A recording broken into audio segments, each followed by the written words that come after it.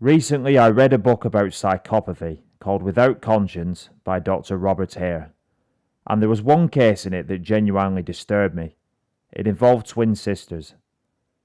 The twins were called Ariel and Alice.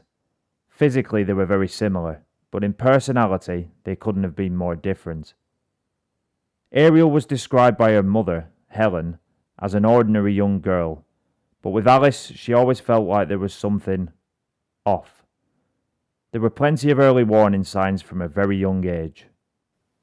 As early as age 4, Helen described her daughter as already knowing how to use her looks to get her way, even claiming that she knew how to flirt despite being so young. She was unpredictable, a compulsive liar, manipulative, and prone to extreme tantrums whenever she didn't get her own way. She was also a terrible bully to her sister, often taking pleasure in destroying Ariel's belongings. One particularly disturbing incident happened when the twins were gifted a small kitten by a family member. Ariel doted on the animal, but not long after, it was found strangled in the backyard. Helen strongly suspected Alice was responsible. What stood out to her was how forced Alice's reaction seemed. Her crying just did not feel genuine. Despite this, Alice denied any involvement.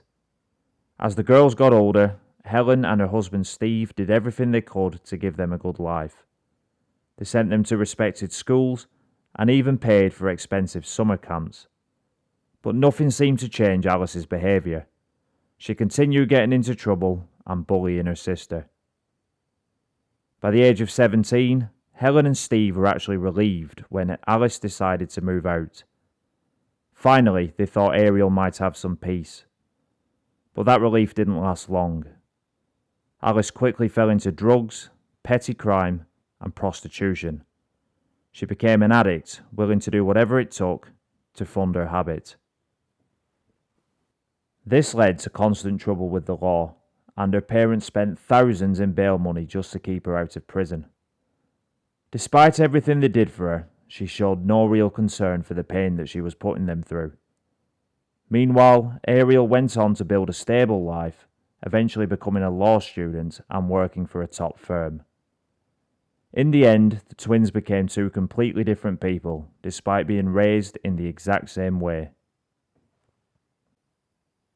Now, what unsettled me about this case wasn't any sort of brutal crime.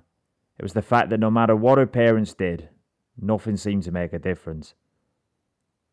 As I read this case, I actually felt a lot of empathy towards her parents. Hare described how they spent years racking their brains, constantly questioning themselves and wondering where they had gone wrong, even believing at times that they were just bad parents.